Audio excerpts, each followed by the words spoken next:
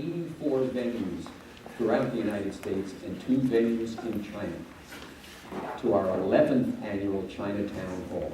Our program could not be more timely. China concluded its 19th Party Congress this morning, and in a few hours we expect to hear the names of the new members of the Politburo and Standing Committee of the Chinese Communist Party. In addition, President Trump will make his first visit to China from November 8 to 10. As we enter this important period, the United States and China must set the course for constructive engagement to solve critical transnational issues, including non-proliferation, climate change, public health, trade and investment, terrorism, and global peace and stability. Cooperation between the 2 most important powers in the world is integral to confronting these challenges. This is why we are fortunate to have Susan Rice join us for this program. As Chief Advisor to President Barack Obama on foreign and national security policy from 2013 to 2017, and U.S. Permanent Representative to the United Nations from 2009 to 2013, Ambassador Rice has not only worked with Chinese counterparts to hammer out important agreements in this time period, including the bilateral agreement that led to the Paris Climate Accord and the Iran nuclear agreement, but also managed areas of friction and disagreement between our 2 countries. Ambassador Rice, it is an honor to have you here with us tonight. Thank you. Steve, thank you so much. It's great to be with you. I'd also like people around the world and across the country. I'd also like to thank our partners at all 86 venues, a quarter of whom are hosting Chinatown halls for the first time, including the United States Military Academy at West Point, which has 130 cadets in their audience.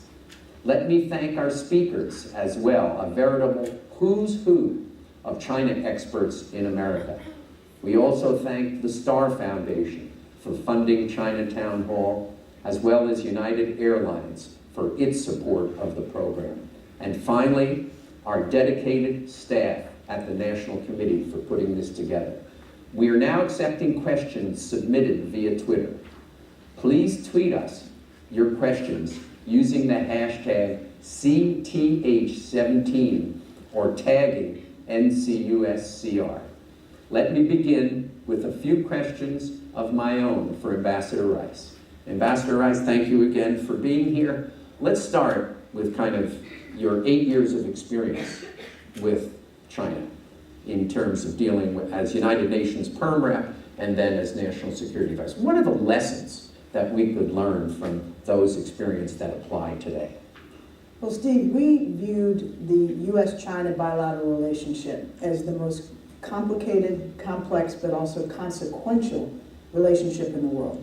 And we invested very heavily across both terms of President Obama's administration to try to get this relationship right. And by right, I mean the following. We believe, and we demonstrated, that there are many areas in which the United States and China can achieve constructive cooperation. And we demonstrated that from nuclear security to climate change to disease prevention to counterterrorism and a whole range of issues. But at the same time, obviously, we have a relationship that has very serious elements of competition to them. And the challenge is to maximize cooperation while managing the competition, whether economic or strategic, responsibly.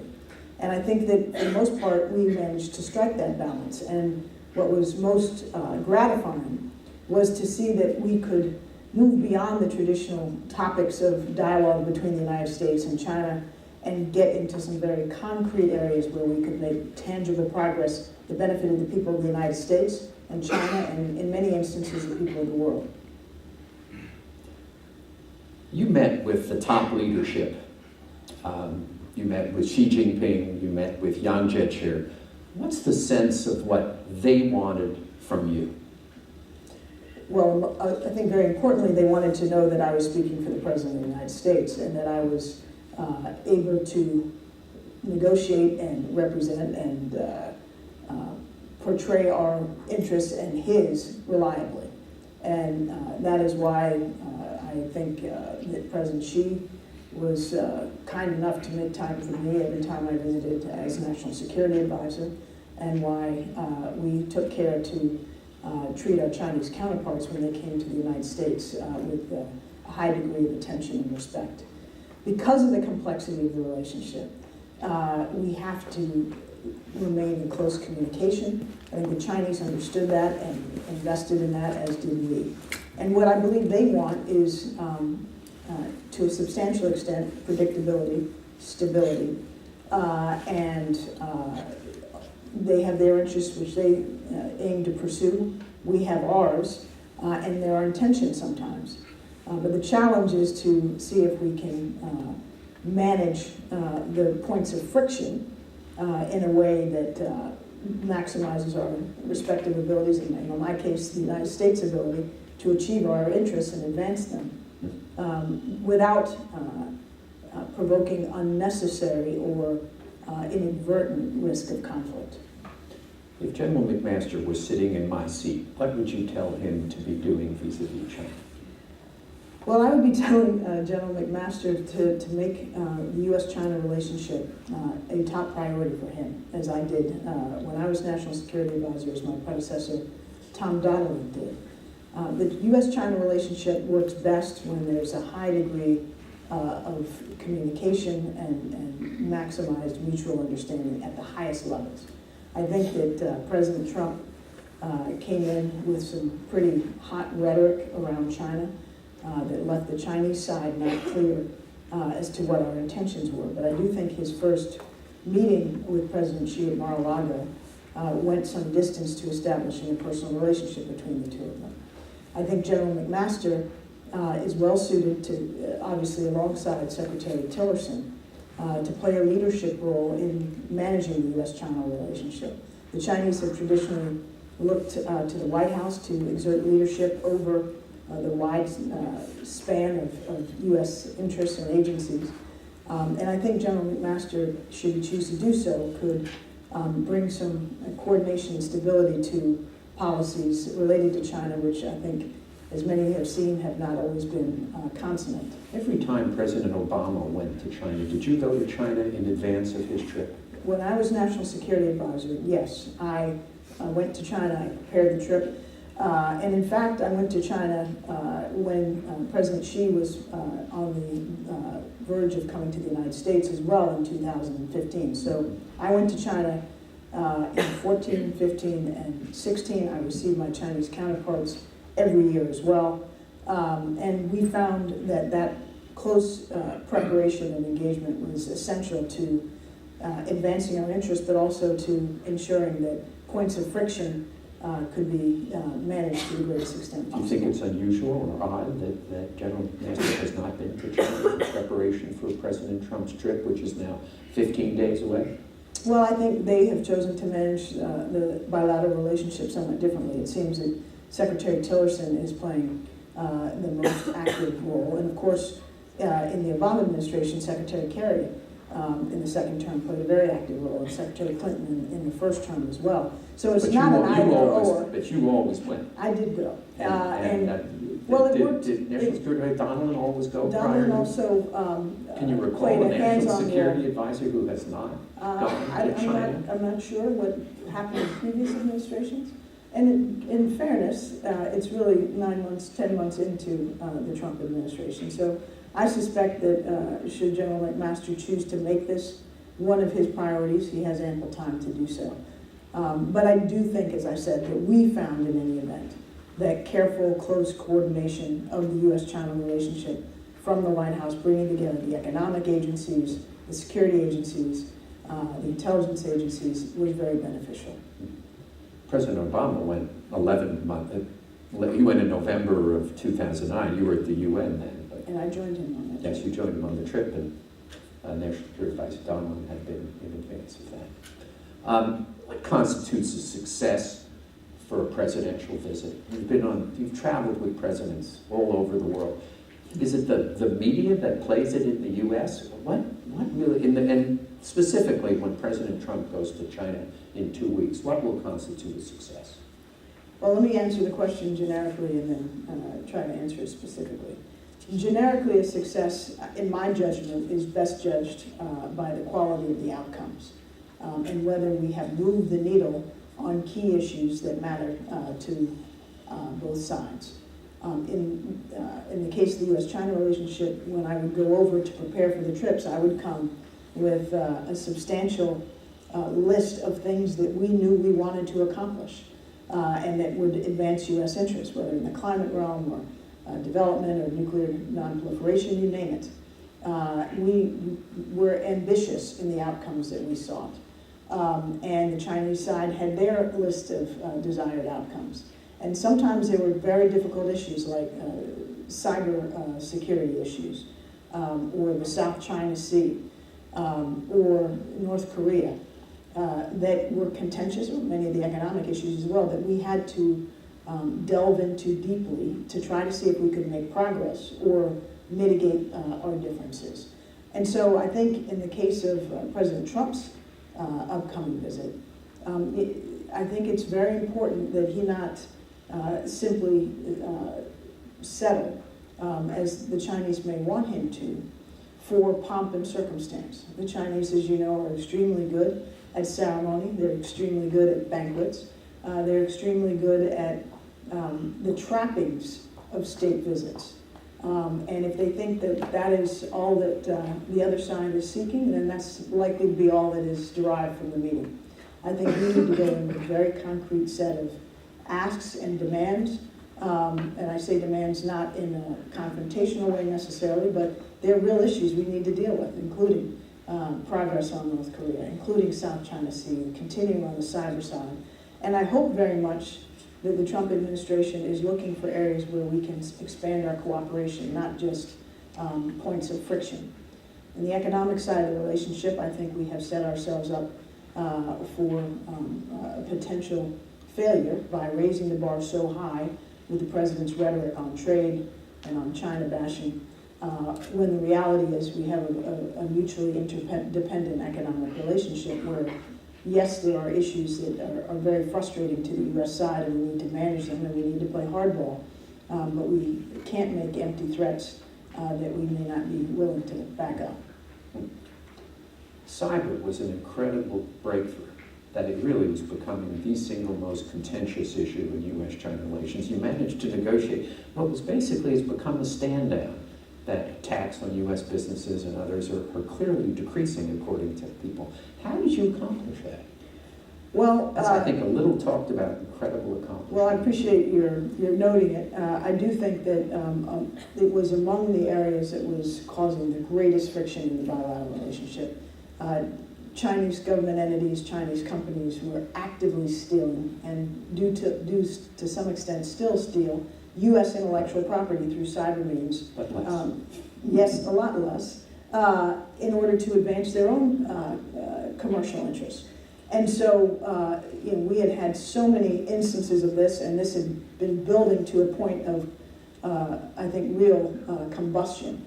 And when I went to Beijing in August of 2015, I made very clear to all my Chinese interlocutors from the president on down that this was an issue that if not addressed effectively before President Xi came to the United States for his first full-on state visit, that we were going to be facing a very, very difficult visit, but also the prospect of sanctions. And I think that message was delivered privately. It also found its way into the media, and I think it got some traction in the public domain. And I think the Chinese realized finally that we meant business. They sent a delegation at the very highest level to Washington in early September of 2015. I met directly with the leader of the delegation. My team negotiated with the Chinese side. Secretary Johnson and Attorney General Lynch were very much involved, Director Comey of the FBI.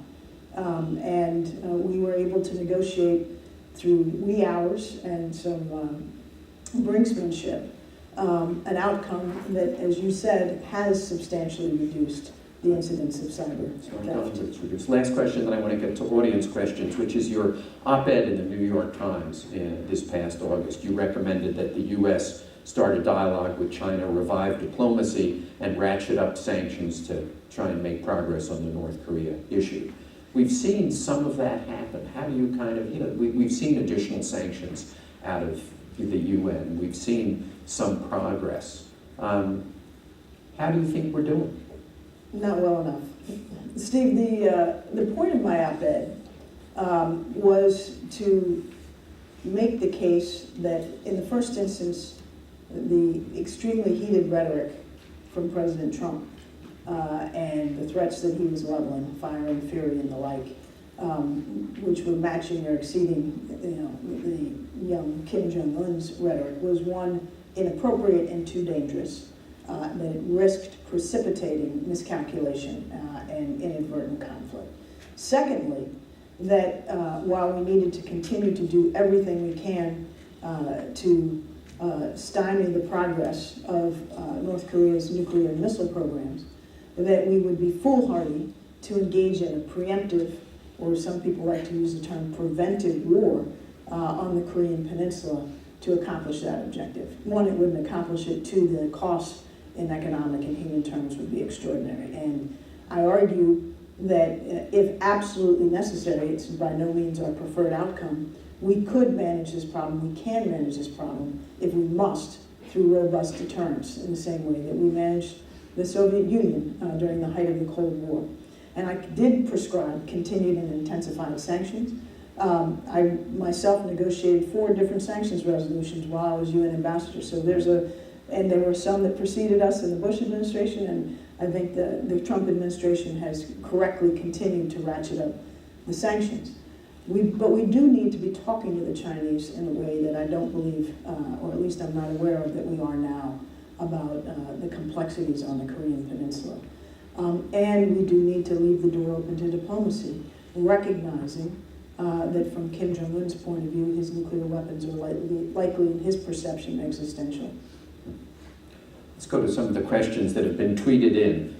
Christian from Las Vegas. What does a more powerful China mean for the United States? Well, I appreciate the question from Christian, thank you. First of all, we need to recognize that China is going to continue rising. Its economy, its population, its capacity ensure that it will be and remain a very powerful country for the foreseeable future. The perspective that we had in the Obama administration is that we needn't fear or try to thwart China's peaceful rise, particularly provided if it is managed and conducted responsibly. China claims that it wants to be a responsible stakeholder, that it isn't interested in trying to displace the United States in the Asia-Pacific region or globally as a preeminent leader. And I believe that, that with wise and thoughtful leadership on the United States' part, steady leadership, that we can manage a world in which China grows and continues to prosper, and view it as not antithetical necessarily to our interests, but potentially beneficial given the size of its market, given the fact that it can play, if it chooses to, a larger and more meaningful role on the global stage. I don't know if many Americans understand that China is now, of all the 5 permanent members on the United Nations Security Council, Russia, China, US, UK, France, the largest contributor by far to UN peacekeeping operations. That's something that has changed just in the last 5 or 10 years. They are taking up an area of responsibility that we have chosen not to play a comparable role in, and nor have the others. That's a constructive contribution. So there will be areas of friction, and on the economic side, we have to do everything we must to defend our companies and defend our workers. On the strategic side, we have to insist that China plays by international rules and norms and doesn't color out of the lines, which it is sometimes inclined to do. But we can manage that, I believe, through thoughtful and wise U.S. leadership. from West Point, Megan from West Point. In light of the challenges and strategic opportunities you observe in China's rise, what are your views on enhanced counterterrorism cooperation between the United States and China? This is an area where the U.S. side and the Chinese side have agreed in principle that there's more we can do. I believe we ought to do more, we must do more. But there is a challenge, which is the way the Chinese define the terrorism threat as it relates to China is not a definition that we entirely share. And so the issues, for example, they perceive the Uyghur threat to be a proximate terrorist threat. There have certainly been terrorist actions undertaken, but they want us to categorize the organization as a foreign terrorist organization when it doesn't meet our legal criteria at this stage for it. And so there are issues like this that have thwarted broader counterterrorism cooperation. And we need to continue to try to work to get beyond those and to see that when it comes to various forms of extremism, particularly in the form of ISIL or Al-Qaeda or other Islamic extremist organizations, that we have more in common than we have to differ on. Lindsay from Clemson University asked, how has the power dynamic between the United States and China changed in the wake of the U.S. pulling out of the TPP, Trans-Pacific Partnership? Great question. I think the power dynamic is shifting, and it is not shifting in the U.S. favor. And the reason for that is not, in my view, because of actions taken by China. It's rather because of actions taken by the new administration. The decision to cancel U.S. participation in TPP, I think, was an extremely big mistake. The TPP was, and may still be, a high standards agreement involving 40% of the global economy. It was an agreement that protected labor and environmental rights and raised the standards and would be beneficial for the United States. It was also a construct that bound together strategically very important countries in the Asia Pacific. And it was an entity that China had expressed some interest in eventually joining. But to join, it would have to raise its standards and do so in a way that would have been, and will be, if it were to come to pass, beneficial for us and our partners. So that was a big mistake on the United States' part. I think withdrawing from the Paris Climate Agreement was an equally bad mistake, and that was a product substantially of U.S.-China cooperation. We're out. China is the last of the remaining parents in that two-parent family, and that has ceded to China a leadership role in our absence that I think is not only reflective of our interests, not reflective of our interests, but is a signal to the world that we don't stand by our agreements and that we are a fair weather leader. I could go through a list of other things, the Iran agreement and how they've cast doubt upon that, intemperate statements directed at our allies, causing them to wonder whether the United States commitment is constant. There are a whole range of things that I'm sorry to say that the new administration, and particularly the president, have done that have taken the United States out of central leadership on many key issues globally and left the field wide open for a very eager China to play a more prominent role. Do you think we'll see kind of the rebirth in some form of the TPP? Because it's kind of just right. It really was the right agreement in many ways. I agree. But will we see a rebirth? Well, or the politics are just... I mean, Secretary Clinton opposed acceding to the TPP also. So this was not a Clinton versus... During the campaign. During yes. the campaign. My view is, first of all, I think that the other signatories to the TPP are likely to find a way to try to keep it alive. Perhaps in the hope, or maybe eventually not even in the hope, that the United States will reverse course and come back, whether in a new administration or perhaps even in the current administration. I think the politics of trade in the United States are very distorted. They don't actually reflect popular opinion, as I think you know, and I hope others who are watching know. The majority of Americans favor open and free and fair trade and see the benefit of these arrangements. But powerful interests on various sides oppose it. And we need to find a political workout so that we can engage in agreements that advance our interests, like TPP. But I think that's symptomatic of a larger dysfunction in our body politic, which is something I'm quite concerned about. Right. I mean, the question arises, will RCEP, the Chinese, Yes. The trade agreement which China looks to participate, kind of raise its standard and somehow become a new, somewhat modified TPP and bring in other participants? Well, many of the players in TPP never absented themselves from RCEP. Right. And they were looking to perhaps participate in both. Now, with the United States having jettisoned TPP, I think it gives a boost to RCEP. And that's to my larger point of the United States ceding the stage. Charlie from New Hampshire asks, does U.S. freedom of navigation operations in the South China Sea threaten U.S.-China relations? Are these operations necessary for American security? My view is yes, they are necessary, and we need to conduct them as a matter of routine, consistent with international law, and the Chinese may object, but this is what we need to do. International law allows for these freedom of navigation operations outside of the 12 nautical mile boundaries, and we conduct them on an equal opportunity basis, challenging the claims, we believe the excessive claims of all claimants, not just China.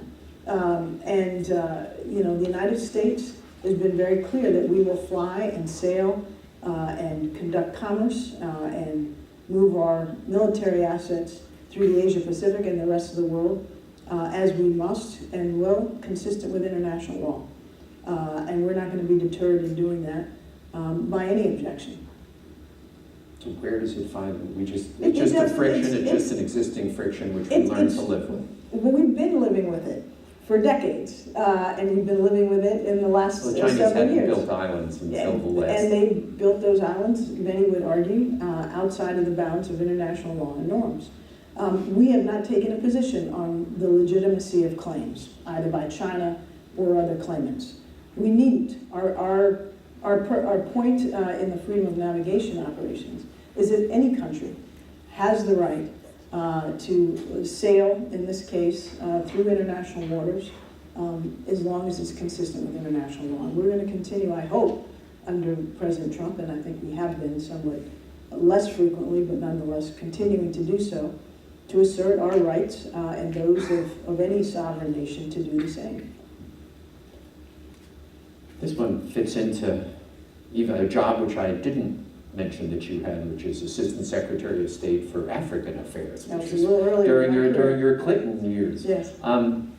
What's the best approach for American foreign policy as it relates to China's significant investment and expansion into Africa? Well, I'm glad to have that question and to address Africa in the context of the U.S.-China relationship. We actually worked with China on a number of issues related to African security rather effectively. And I was able to do that quite directly as UN ambassador and to continue that as national security advisor. There are issues like South Sudan and Sudan, like the Ebola crisis, and many others, building health infrastructure on the African continent, even some areas where we were able to cooperate on development for the first time during the Obama administration, where we could find common ground and cooperate in a fashion that was beneficial for each of our countries and for the African countries that we were working with. But there's another side to the coin, which is that China's involvement in Africa economically is extractive often. It is not tied in any way, shape, or form to values, whether that be human rights or democracy, the rule of law, anti-corruption. And it has the potential not only to undermine the aspirations of civil society in these African countries, but they also rarely employ sufficient African labor. They bring Chinese labor to Africa and displacing or failing to employ African labor. Interesting. That relates nicely to the next question, which is Ali from Lexington.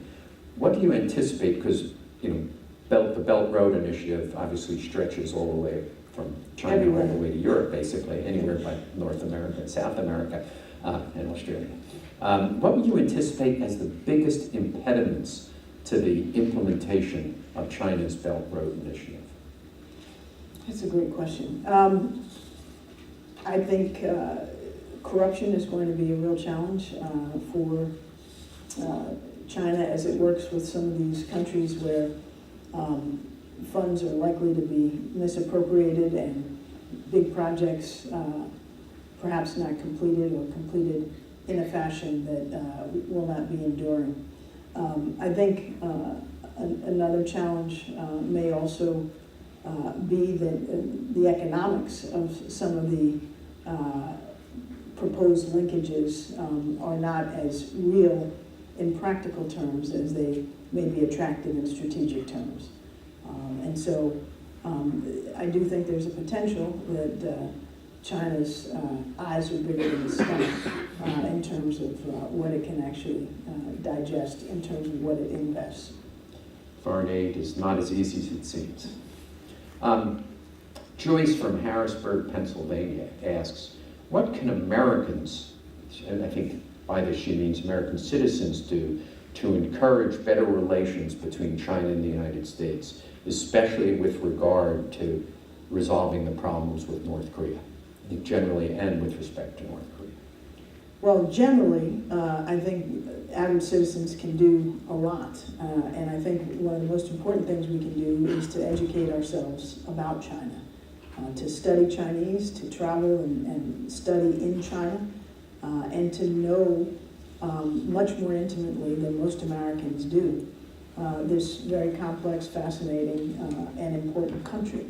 I think the people-to-people exchanges, which have not been as widely heralded as I think they deserve, that we pursued with China during the Obama administration were very significant. The 100,000 strong, the extended visa validity so that now on a reciprocal basis we can visit each other with much, much longer term visas, which actually also strengthened our overall visa process. And so I do think that people have a very important role to play. And with that deeper understanding of each other, and in the US case of China, I think we need to prevail on our policymakers and our leaders to be more judicious in how they employ China in our domestic politics, because China remains the most reliable whipping boy after probably Hillary Clinton and Susan Rice for domestic political discourse in the context of the campaign. And therefore, a lot of heated rhetoric gets applied to China that makes policy making very difficult. And I think Americans can have an impact on that if they engage and demand better from their leaders. Demand better from their leadership. I think a lot of us would share that. Joyce in San Francisco, should promoting human rights be an essential component of U.S. relations with China? I believe the answer to that is yes. And for decades it has been. And I'm concerned, frankly, that in the current administration, human rights have essentially fallen off the agenda with China, but not only with China. I think it's a phenomenon that we're seeing replicated from the Philippines to Turkey to Saudi Arabia, and that's a concern. Our values and our advocacy for human rights and democracy are not only part of who we are and represent universal values, but they also make us safer and more secure. Democracies are less likely to go to war than countries that are not democracies. Countries that respect their citizens' human rights are safer, usually more responsible actors. And while I fully recognize that our insistence on standing up for human rights is a point of friction in the U.S.-China relationship, we did it forcefully, publicly and privately, as did many of our predecessors, because of the importance we attach to it. Can't allow it to overwhelm the bilateral relationship, but it definitely needs to be a component of it, and I'm concerned that that is diminished. Nick from New Haven asks, going forward, how do you think China and the United States can work together to address global challenges and instability, especially on issues like ISIS and Syria? Well, we've touched a little bit on some of that, but Steve, we are more frequently than not now having to and seeking to engage with China on these difficult issues. As permanent members of the Security Council, we're working every day in New York on these tough issues. I think, unfortunately, in some instances, China has reflexively aligned itself with Russia, including on issues like Syria on occasion. Although I will note, not today in the Security Council, when Russia cast a lone veto on Syria and chemical weapons. But China has its own seat at the table. It is one of the P5. It's got a voice that is important and influential if it chooses to use it. And we have sought to enlist China's cooperation on fighting terrorism broadly and dealing with the ISIL threat specifically, but Syria and a whole range of issues, Iran and the nuclear problem quite effectively. So China has a role to play, and in past decades, it was a relatively silent player on the Security Council compared to other permanent members. That has evolved and changed, and I think for the most part that is beneficial. It causes some friction over issues of human rights, as we just discussed, but in other areas it's helpful. Michael from Washington, D.C. asks, can you speak on the challenges and opportunities for cooperation with China on controlling the international drug trade? I'm glad to hear that topic covered. The U.S. and China have for several years had pretty in-depth cooperation and dialogue on counter-narcotics, and that's strengthened over the last 2 or 3 years in particular. We have enlisted China to crack down on the fentanyl threat and other forms of synthetic drugs. And to some extent they have begun to do so.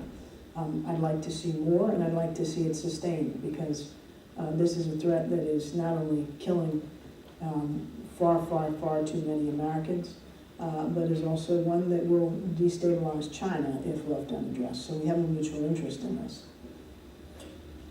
Erica from Nashua, New Hampshire. Eric, not Erica. How has the relationship between the United States and China changed as a result of the Trump presidency? Well, Steve, again, I think we kind of touched on this. I think, well, let me try to answer it from a different angle. I spoke about how the U.S. Withdrawing from some of its most prominent international agreements had an impact that I thought was detrimental to U.S. interests. I also think, though, that we have had a remarkable degree of inconsistency in U.S. policy towards China in the last 10, 12 months. I say 12 because during the transition, President Trump began to threaten 45% tariffs on all Chinese goods. He seemed to publicly flirt with the idea of ending the One China policy and giving a full throttle embrace to Taiwan without recognizing the delicacy of the understandings and the history there. We've heard different views on North Korea's, the extent of Chinese cooperation on North Korea. Sometimes we praise them, sometimes we bash them. I think there's the economic relationship we, I think, usefully put into a process that we might have hoped yielded results, but then our cabinet level negotiators went over and negotiated a deal, and the president threw it out, and now he's threatening retaliatory measures. So it's been very inconsistent, even herky-jerky, and I think that is what we don't want to be in what I described earlier as the most consequential and complex bilateral relationship. I think it also leaves our allies in the region uncertain and uncomfortable. Brian from Bettendorf, Iowa asks, it's a long question, so let me just say, during your tenure in the Obama administration, what were the strategic goals you sought to achieve regarding Taiwan? How successful do you think you were? Well, our approach to Taiwan was very consistent with the approach of prior administrations. And you know, our policy on Taiwan has long been guided by the 3 communiques and the Taiwan Relations Act. We did not seek to deviate from that. We continued to value the relationship with Taiwan and to provide defensive military equipment on a regular basis, as we have for many years. That obviously is something that the Chinese have never appreciated and has occasionally been a point of friction. But we have our obligations and we have stuck by them, but I think we did so in the context of the Obama administration in a steady and predictable way. And I think that is very important to try to do in the current context as well. Sam in Palo Alto, what do you think are the most important problems for the U.S. and China to collaborate on over the next decade? Well, another very good question. We've talked about some of them: counterterrorism, non-proliferation. I think we need to get back to cooperating on climate change, where nothing can be accomplished without the United States and China. Another area we haven't talked as much about, but I think is very important, is global health and pandemic disease, which I believe is a very serious challenge that we have faced and will face in the future. And China is about as important as any other country in the world in helping to prevent, detect, and contain disease outbreaks, but also to help build the capacity of weaker countries in Asia, in Africa, Latin America, around the world, South Asia, to build their capacity to detect and prevent and contain disease. We launched something during the Obama administration that with 40 other countries, including China, called the Global Health Security Agenda, which was to build that capacity in these weaker, poorer states. And it's vitally important. And China's role as a leader in global health is one we need to encourage and support, because it serves our shared interests. Was the joint fight against Ebola kind of a bright, shining moment in U.S.-China cooperation? It was a good one. That was something that I pressed very hard for in 2014 when I visited Beijing in advance of President Obama's upcoming summit. I went in August as the Ebola crisis was really starting to grow out of proportion. And I made a proposition to the Chinese on behalf of President Obama that this could be an area where they could join us in providing funds, personnel, and expertise to try to stamp out the Ebola epidemic in the 3 countries that it was prevalent in West Africa before it spread globally. It was a new area for the Chinese. I think they had to ruminate on it. But eventually, when they came to the General Assembly, and roughly a month later in New York, they were prepared to make a meaningful commitment, and they did. And one of the images that I think both the Chinese side and the U.S. side were proud to note was on the tarmac in Liberia when U.S. personnel and Chinese personnel were working together to offload Chinese goods off a Chinese plane. And that was just one small symbolic indication of what we can do on things that aren't necessarily, only in the U.S. interest or only in China's interest or only in the interest of U.S. and China, but have a potential benefit globally. We have unfortunately run out of time, but this has been fascinating, wonderful, informative, and we thank you so much for your time. And to all the venues, all the 86 venues, I now welcome you to interact with your local speakers who can answer further questions about U.S.-China relations and China generally. But Ambassador Rice, thank you so much for joining us. Thank you very much for having me. It was great fun. All right, ladies and gentlemen, in the interest of time, we will proceed directly to our local guest. Kind of talking in the back, because you're all sat back here, that way I don't need the mic. For those of you who don't know me, I'm Professor Kaplan. I teach management and international business here in the CBPA. And this year I'm directing the Center on Global Citizenship. Each year, as part of the China Town Hall, the National Committee on U.S.-China Relations sends local speakers to universities and host sites who are experts on the U.S. and China to facilitate conversations after whichever webcast, like the one we just saw with Ambassador Rice, is shown. So it is my pleasure to introduce Dr. Ira Kasoff. He has a PhD from Princeton in Chinese history. He served 3 decades in Asia with the Department of Commerce, including positions at the U.S. diplomatic missions in Shanghai, in Tokyo, and Hong Kong, and most recently with APCO Consulting in Los Angeles. He has a background in history, in politics, in business, in economics. We agreed that another 45-minute lecture would be a terrible idea. So he graciously said he'll make a few remarks and reflections on what we've heard.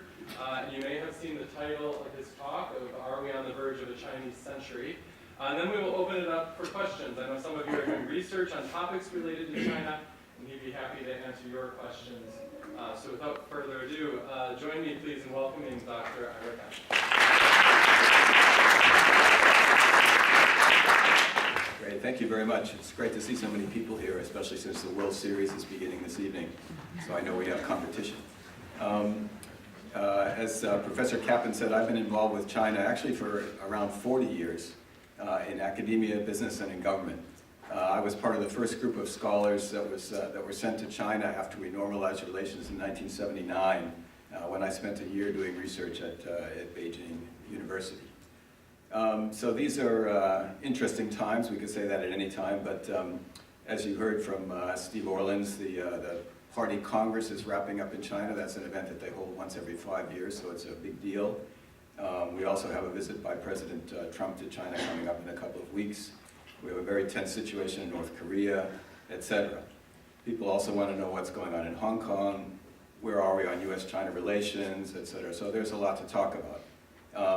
As Jeff just said, I've been asked to make this interactive and keep my remarks brief. So what I thought I would do is talk a bit about the topic that we advertised, are we on the verge of the Chinese century, and then briefly introduce some other topics that we can get into in more detail depending upon your interest.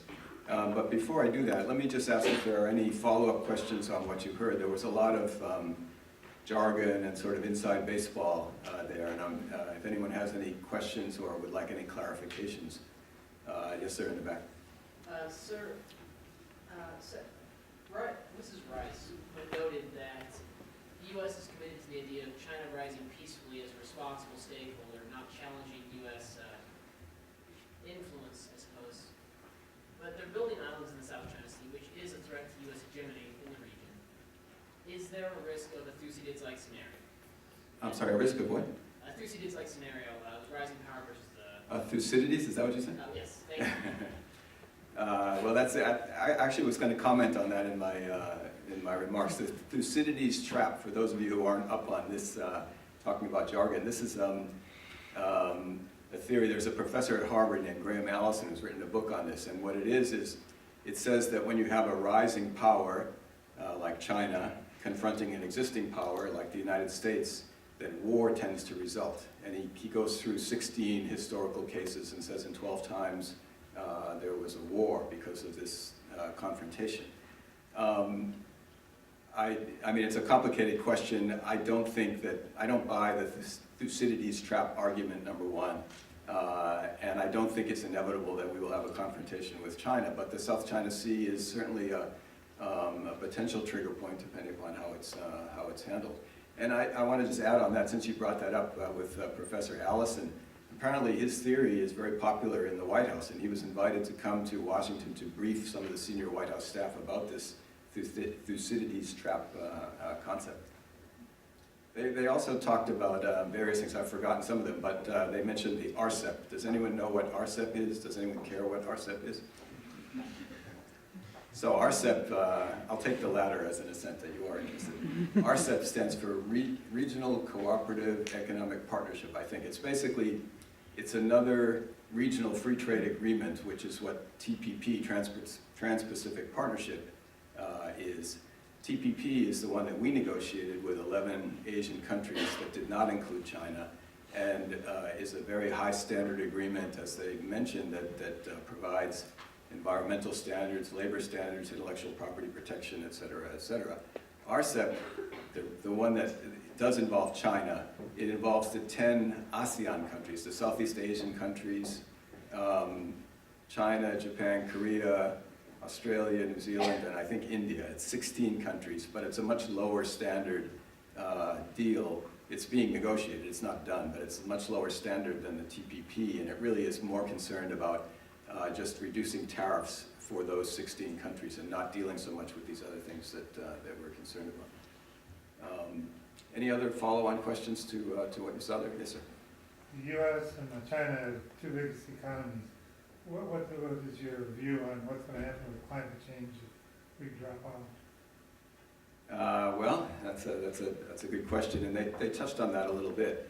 You know, without getting too political, I agree with Ambassador Rice. I think it was a big mistake for us to drop out of that.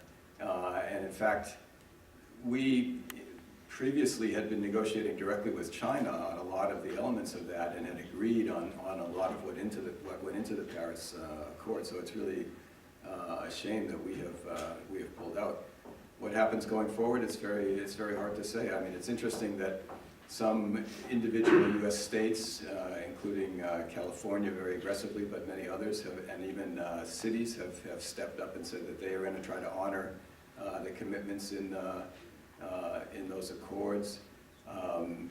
Ultimately, companies also have a big role to play in this. I mean, companies can take steps to reduce their emissions and so forth. But you know where this goes. I think the other countries are committed to stay with it, but we are, of course, a big emitter. So Do you think it will have an effect on innovation in business? in this country? Yeah. Yeah, like I think solar's going over there. Well, I think it certainly could, because I mean, companies are still going to try to compete in these new sort of green energy and renewable sectors, but without government support, it will be harder. The companies, their counterpart companies in China do get a lot of government support and are leading in a number of these areas, including solar energy and others. So I think it definitely puts us at a disadvantage. Is there another question back there? Yep. Okay. Mrs. Rice mentioned how we need to play hardball in negotiations with the Chinese. What leverage do we have, and what's politically feasible? That's a very astute question and a very complicated one. When I was in the government, my last position in the government was in Washington, and I was involved in a lot of interagency meetings where we discussed exactly that. What is our leverage vis-a-vis China? How can we push them to do what we want to do? And it's not easy, and the short answer is we're still groping to find out what our leverage is. I mean, we have on the surface, you would say, well, we have a huge trade deficit with China, right? They export roughly $500 billion worth of goods to us. We export roughly $150 billion worth of goods to them. So if we were to cut off our market to China, it would hurt them, even if they cut off their market to us. It would hurt them more than it would hurt us. However, it's much more complicated than that, because China, number one, has an authoritarian system. They have a better ability to absorb pain than we do. The US companies that are exporting and doing business with China and in China would be hurt tremendously, which would have a big impact on the US economy. US consumers would no longer be able to buy inexpensive goods in Walmart and so forth, so they would be hurt. So what looks like what should be good leverage for us in terms of you know, that kind of using our trade leverage would in fact be very costly for us, and probably something that we're not willing to do. So the answer is it's quite complicated, and there's no easy answer. You know, we can do this and they will therefore do that. It's a very complicated business. So let me move on to answer my question about are we on the verge of a Chinese century, and then we'll open it up again for some more questions on that. So are we entering the Chinese century? And a corollary to this is Xi Jinping the world's most powerful man? And I brought sort of a show and tell thing here, which you probably can't see, but this is last week's Economist magazine. You probably can't see it, and I have no idea why they chose orange as the background, as sort of a Donald Trump color. But it says, the world's most powerful man. So apparently the Economist's answer to that is, yes, Xi Jinping is the most powerful man in the world. And I can come back and talk a little bit about President Xi and what's just happened at the Party Congress if you want, but I'll hold that for later. But first, the affirmative case in terms of a Chinese century. China is already, as I think you probably know, the world's second largest economy, and although its growth has slowed in recent years, it's still over 6% a year, more than double the rate of the US. So that means it will soon be the world's largest economy, and in fact, by many measures, it already is. China has a clear strategy, in a nutshell, to reassume what it views as its rightful place at the center of the world's trade and commerce, and as the dominant power in Asia after a long period of humiliation. Their military is growing, as is their international influence, while the US administration seems to be floundering. China is increasing its presence in international institutions like the World Bank and the IMF, while we are reducing ours. And this was noted by observers at the annual World Bank IMF meetings that were held in Washington earlier this month. We talked about the Paris Accords. We have withdrawn. China has sort of stepped forward as the leader there.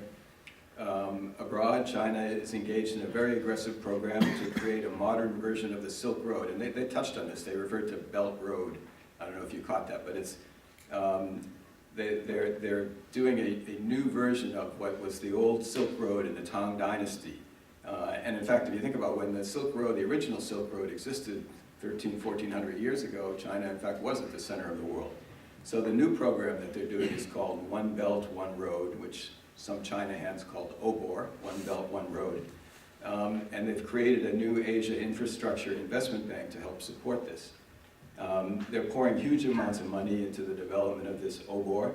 The overland part will ultimately be traverse the entire Eurasia landmass by high-speed rail, all the way from eastern China, from the east coast of China, all the way across China to Urumqi, across Central Asia and the Middle East, and then on to Europe. There will also be a sea route, so with One Belt, One Road, going through the South China Sea, across the Indian Ocean to Africa, up through the Suez Canal to the Mediterranean, and then on to Europe. So in addition to ultimately strengthening China's position as the world's leading trading nation, OBOR includes a series of massive infrastructure projects which will allow China to export its engineering and construction capabilities and strengthen ties with key countries along the way. So just as an example, there was a report a couple of months ago about Sri Lanka's government approving a new $1.5 billion deal with a Chinese port company for construction and operation of a port and an adjoining industrial zone that will be part of this maritime Silk Road. China is also strengthening its naval presence to defend these sea lanes. According to Chinese state media, some $1 trillion has already been invested in these belt and road projects, and several trillion more will be invested over the next decade. Now, there's obviously a lot of hyperbole here, and there are political challenges and practical problems, but the project is huge and it is moving forward. In May of this year, China held an OBOR conference in Beijing, and it was attended by a number of world leaders, including Vladimir Putin, Turkish President Erdogan, etc. And at that meeting, President Xi announced an additional $124 billion in funding for this OBOR program. And the U.S. has not been an active participant in OBOR and is not a member of this Asia infrastructure bank that China has created. China also has very aggressive and clear plans on the economic front as well. China is moving to dominate a number of key emerging industries like lithium-ion batteries, solar panels, clean energy technology more generally. We talked about this a little bit just now. They have a policy called Made in China 2025, an initiative to comprehensively upgrade China's industry in general with a specific focus on 10 priority sectors. I won't go through all of them, but you can imagine that it's things like new advanced information technology, automated machine tools and robotics, aerospace, etc. So I could go on in this vein, but let me now stop and talk about the other side of this. China also faces huge challenges. China, first of all, faces corruption on an unprecedented scale. In 2012, the Chinese central bank accidentally posted a report on the internet, which was taken down within an hour, that estimated that between 1990 and 2012, 18,000 corrupt officials fled the country, and they took with them $120 billion. Despite President Xi's crackdowns, these numbers are much higher now. In fact, there was just a report in the New York Times that under President Xi's rule, which is now about 5 years, over 1.5 million officials have been investigated for corruption. China has huge environmental problems. I think you probably all have seen pictures of the smog in Beijing and other northern cities, or maybe you've been there and experienced it personally. There was a study a couple of years ago that found that 1.6 million people in China die each year from heart, lung, and stroke problems because of polluted air. China is also dangerously short of water and could face a serious water crisis by 2030. The southern half of China is relatively lush, lake-filled region, but the north, which has half of the population and most of the farmland, is basically like a desert. The international definition of water stress is 1,000 cubic meters of usable water per person per year. The average northern Chinese has less than a fifth of that amount. China also has a big demographic problem. There are fewer young people and more old people, to put it simply. The number of elderly is expected to rise from approximately 200 million now to 300 million in 2025. The median age in 1990 was 21.9 years, and by 2050 it will be 48. There's also a problem that's emerging because of the one-child policy that had been in effect for 30 years. An imbalance between the number of young men and young women. And this is estimated that this is something that many of you in the audience can probably relate to. The number of people entering young adulthood by 2020 is expected to be short, or to have 30 million more young men than young women. And sociologists will tell you that this potentially could lead to all kinds of problems. Historically, when you've had imbalances like that, you've had violence. So this is a problem that's not talked about so much, but it's something that China will be facing. So, are we about to enter the Chinese century? It's complicated. There was a piece in the New York Times last week that I think, in a way, not directly, but it sort of crystallized the issue for me. The article said that China now has more lab scientists than any other country, outspends the entire EU on R&D, and produces more scientific articles than any country except the United States. But since 2012, China has also retracted more scientific papers because of fake peer reviews than all other countries combined. The article said that for China to become a scientific superpower, it must overcome a festering problem of systemic fraud. So coming back to the original question, the answer is, we don't know yet. Stay tuned.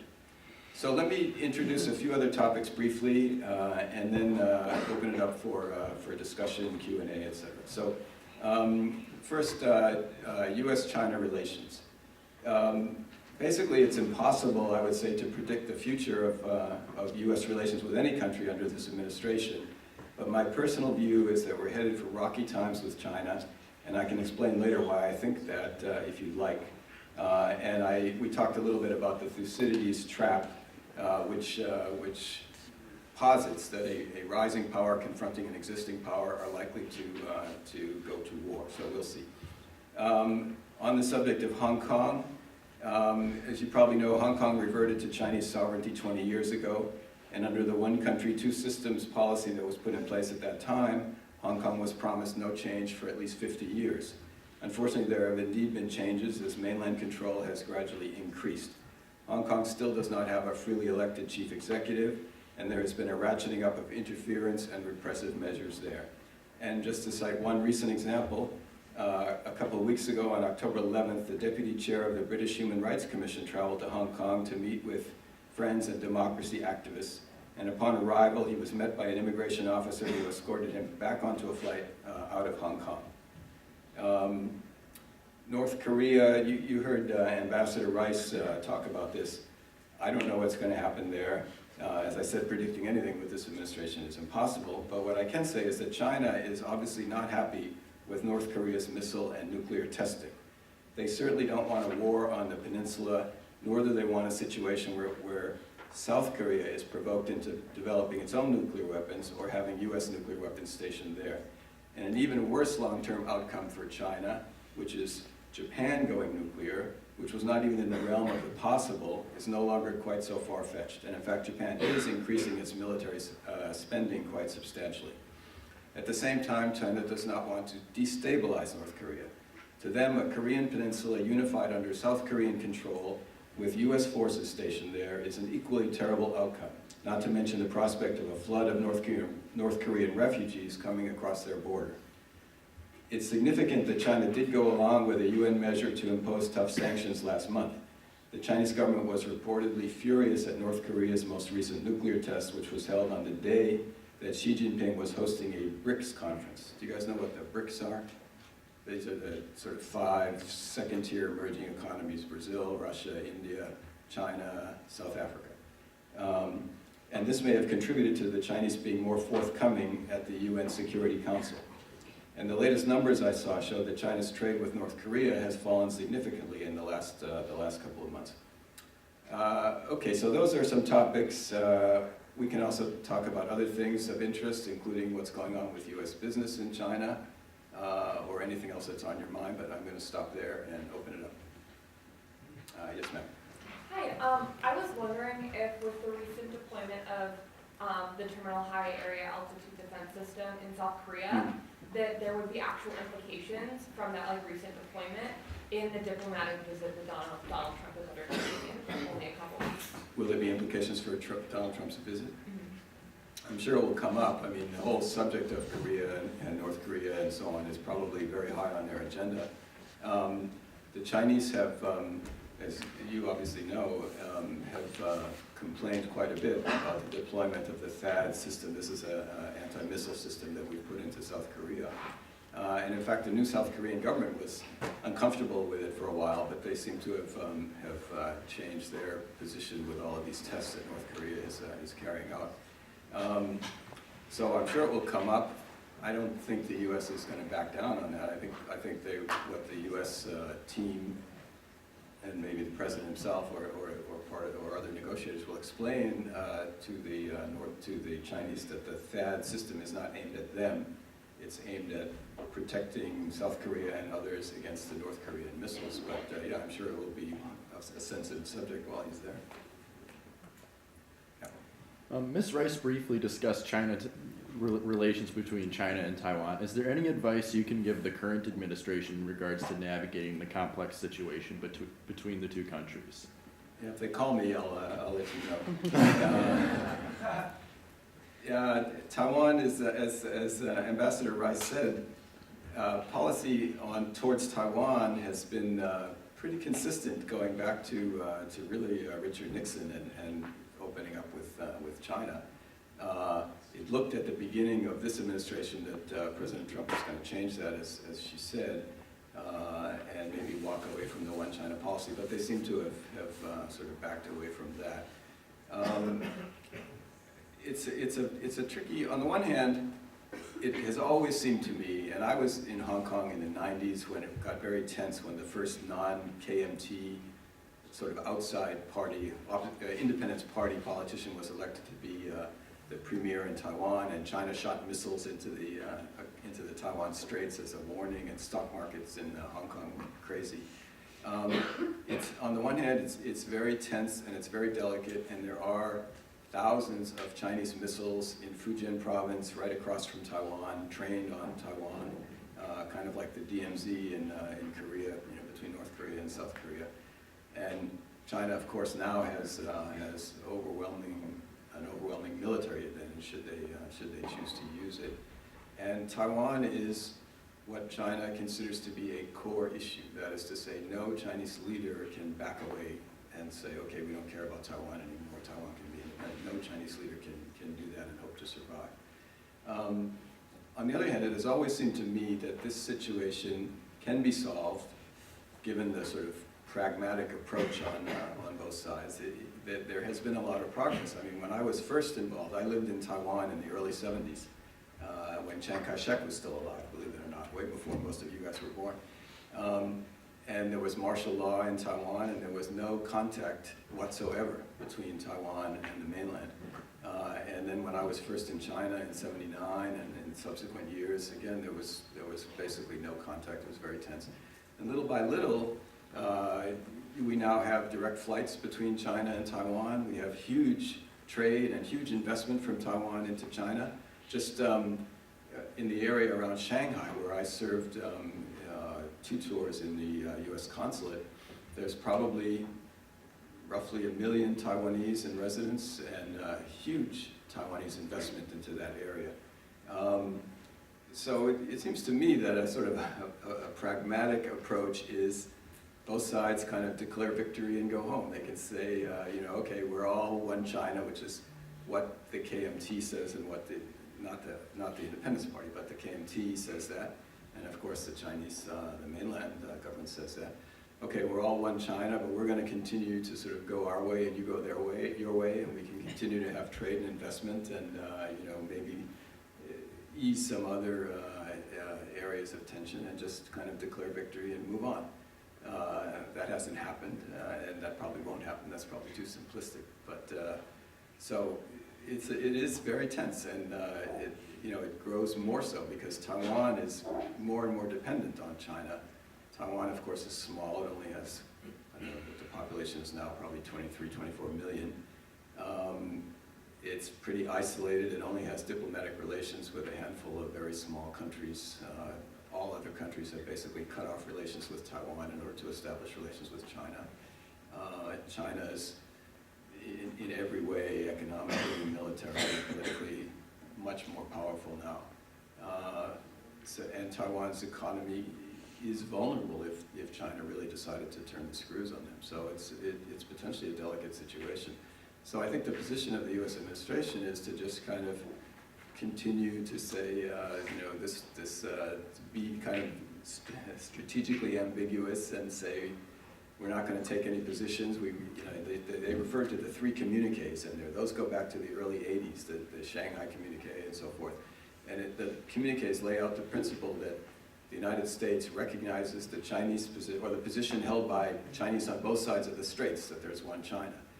But we also say in there that that differences should be resolved peacefully and in accord with the wishes of people on both sides. So I think we want to, and then we have the Taiwan Relations Act, which basically allows us to continue to support Taiwan and sell weapons to Taiwan and so forth. So I think we need to continue to be kind of subtle and strategically ambiguous and maintain the status quo and hope that ultimately, as I said, they can reach some kind of pragmatic solution. Yes, sir. What do you think is the bigger problem domestically, the environmental problems they have, or the chasm between the rural poor and the urban rich? Actually, that was supposed to be on my list, the last one, not just rural poor and urban rich, but the general gap between the rich and the poor in China. China was once the most sort of equitable society in the world, and now it's one of the least equitable societies in the world, and that is a huge problem. Environmental problems are enormous. Another one that I didn't mention is the role of the Chinese Communist Party itself. I mean, under President Xi Jinping in particular, but really since the party took control in 1949, there's heavy censorship, and it's heavier now than really going back to the days of Chairman Mao. It's hard to, as China's now, its standard of living is going up, it's becoming a wealthy country. It can no longer be the sort of the cheap manufacturing base for foreign companies that it used to be. It's moving up the value-added chain, trying to compete in all these sophisticated sectors and high technology and so forth. If you don't have free flow of information, if you have the Communist Party intervening in business decisions, which they are doing, it's going to be harder and harder to compete against, you know, the top Korean companies, the top American companies, the top Japanese companies. So all of those things are huge challenges. You know, which one is the most significant? You know, in corruption I talked about, I don't know, but they're all big challenges for sure. Yeah, in the back there. Many are calling Xi the most powerful leader in China since Mao. Do you agree? And how do you think that will impact U.S.-Chinese relationships? I do agree. Well, at least since Deng Xiaoping, anyway. It's interesting. This party congress has just concluded, and in fact, later tonight we will learn the people who will be on the Politburo, the Central Committee, and the Standing Committee, which are the generally 7, not always 7, but usually 7 most powerful people in the country. And usually, for sort of hardcore China heads, this is like big news. This time it's not such big news because Xi has emerged so clearly as the dominant force in China that it almost doesn't matter who the other members of the Standing Committee are. Since after Deng, this is supposed to be the 5th generation leadership. You had Mao, Deng, then Jiang Zemin, Hu Jintao, and now Xi Jinping. But it's looking more like this is the 3rd generation, and that the 10 years of Jiang Zemin and the 10 years of Hu Jintao were really just kind of caretaker regimes, where the trend was moving towards collective leadership, where this Standing Committee really was important, and you needed to have the agreement of the other members of the Standing Committee to go forward on any significant policy. But it looks like Xi has basically turned that on its head, and in fact, the thought of Xi Jinping, as I forget the exact term, something like the thought of Xi Jinping as it regards the implementation of socialism or some long convoluted thing, is now enshrined in the Chinese Constitution. That hasn't been done since Mao and Deng. There's nothing like that by name about Hu Jintao or Jiang Zemin. Xi has basically completely consolidated control. The way the government is being run in China now is increasingly by what they call these small leading groups that basically sit above the ministries or the government agencies that are supposed to be handling various things. And Xi is pretty much in charge of all of those. And so he is, I would say for sure, he's the most powerful leader in China since Deng. And even I have had many conversations in China when I visit there, where people say, this was even going back a few years ago, that Xi reminds them of Mao, for better or for worse. And a lot of the techniques that he's using in terms of sort of cracking down on dissent and human rights and so forth, go back to the days of Mao. So what was the second part of your question? What are the implications of that for the U.S.? Yes. Yeah. Well, it's hard to know. I mean, I think the U.S. has to come to grips with the fact that you have an increasingly powerful China and an increasingly powerful Chinese leader. You know, what does that mean? I think among other things, it means that we need to get our act together. I mean, I was talking with Professor Kaplan earlier today. One of the problems that we have on our side is that we don't have much expertise anymore on China in our government. A lot of the sort of the Asia and the China positions are vacant. The previous people left, and new people have not come in or left after they came in. And we don't have a lot of expertise in dealing with China. And on the other side, China has incredible expertise about the United States that goes back, some of these people that are in senior positions go back decades. I was telling the story about the former Chinese ambassador to the United States. His name actually came up there. His name is Yang Jiechi. He was in the early 1980s. He was an interpreter in the Chinese embassy in Washington. So those of us in the China field all knew him. He was called Tiger Yang in those days. Then he went back to China. He came back again as a political officer in the embassy. He went back, came back again, I think one more assignment, and then he came back again as ambassador, enrolled his daughter at the Sidwell School where Chelsea Clinton, among others, went, and I think Obama's daughters went there. Then she went on to Yale. Ambassador Yang went back to China, became vice foreign minister, and then foreign minister, and now he's what's called a state counselor in charge of foreign affairs, which means he's above the foreign minister. He's the top guy on foreign policy in China. This guy knows more about the United States and about Washington and about US politics than probably anybody in the United States. I mean, this is the level of expertise that's on the Chinese side.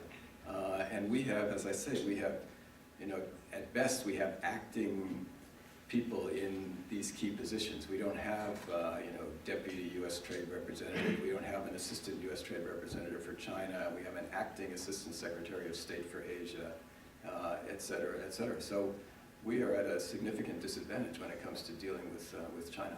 Yeah, in the back. There's usually a tipping point when the old order breaks down. It could be the assassination of the Archduke of Ferdinand.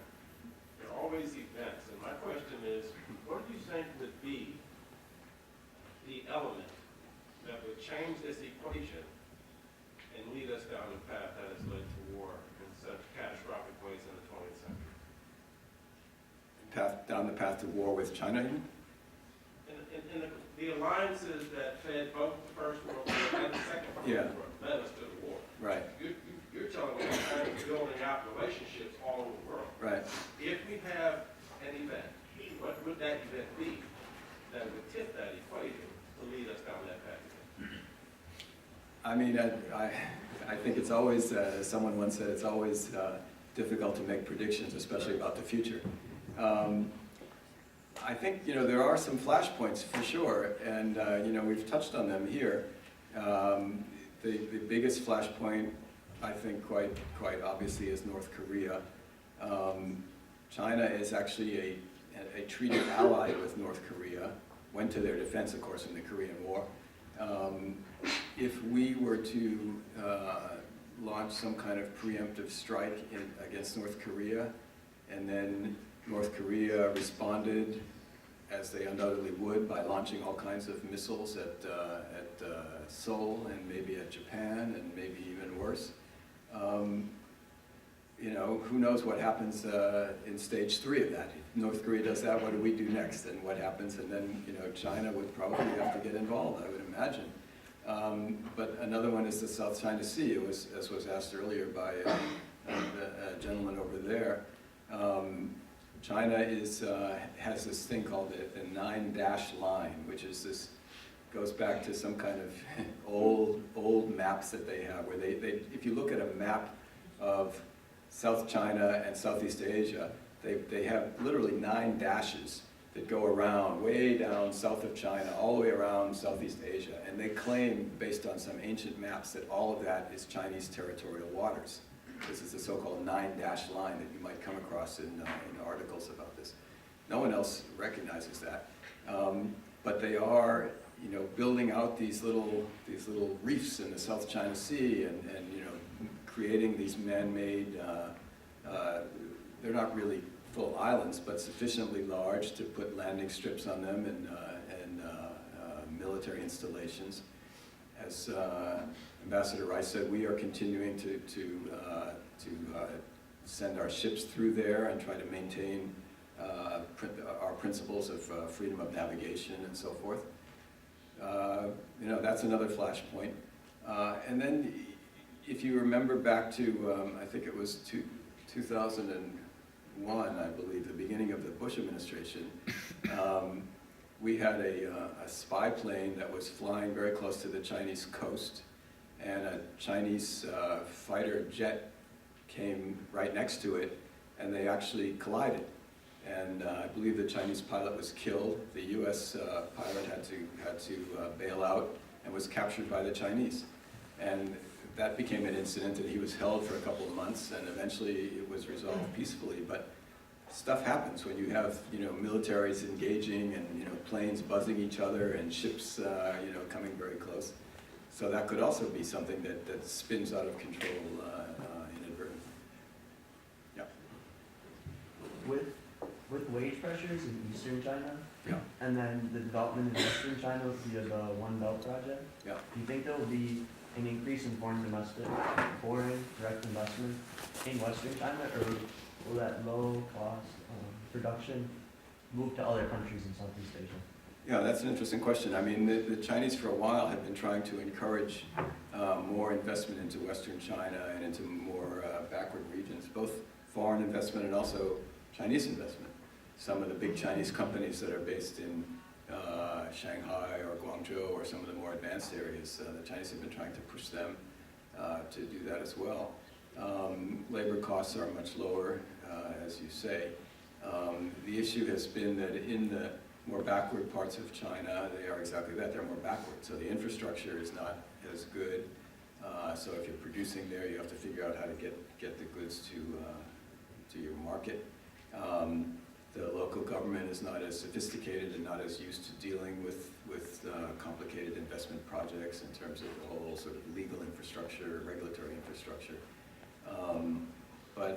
Yeah, I mean, we could see more of that. I mean, a lot of companies, Western companies, are looking not so much, I would say, at Western China.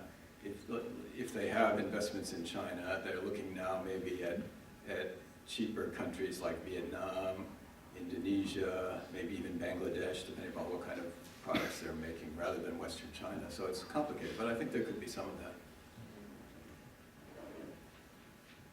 We have time for one more question. Anyone want to lob out the last one?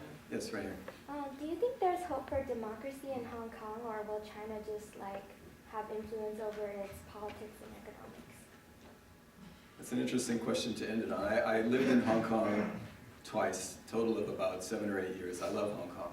I lived there actually during the time of the reversion. I lived there my second go-around from 1995 to 2000, so I was there when the PLA troops came rolling in 1997, July 1st.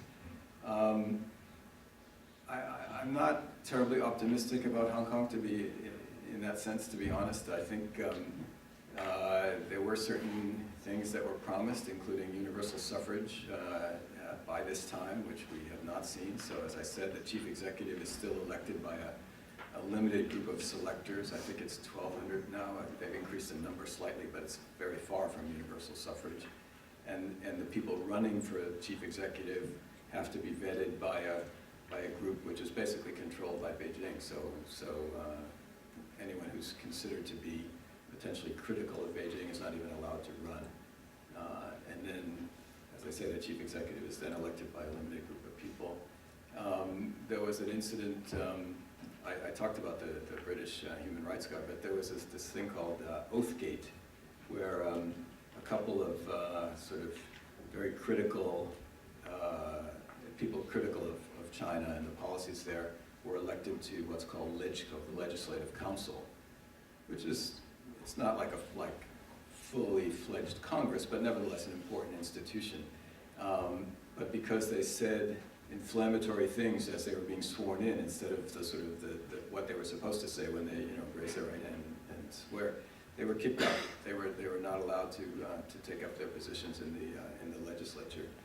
And I think in general, the Chinese sort of tentacles are coming in more and more, I don't think the long-term trend is good in that sense. I mean, Hong Kong is still thriving. It's a very strong economy, and most people seem to be okay with this because they're doing well economically and so forth. But I don't, in terms of sort of democracy and human rights, it's hard to be too optimistic. All right. Well, I thank you all for your attention.